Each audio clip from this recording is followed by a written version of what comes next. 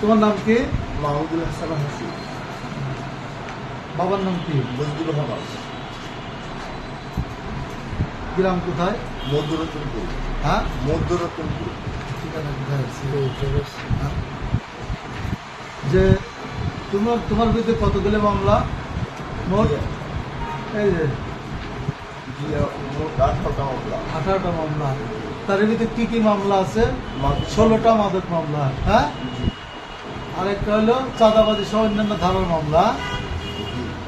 আরেকটা কি পুলিশ শাসক মামলা। হ্যাঁ, সরকারি কাজে বাধা দিচ্ছ। হ্যাঁ, কি তাই তো? এই যে এত বললে এখানে ধরনের মামলা কেন তোমার দিচ্ছে? স্যার আগে মাগুর খাইতাম, মাগুর বিক্রি করতাম, তখন থেকে ধীরে ধীরে মামলা দিত। এভাবে মামলা হচ্ছে।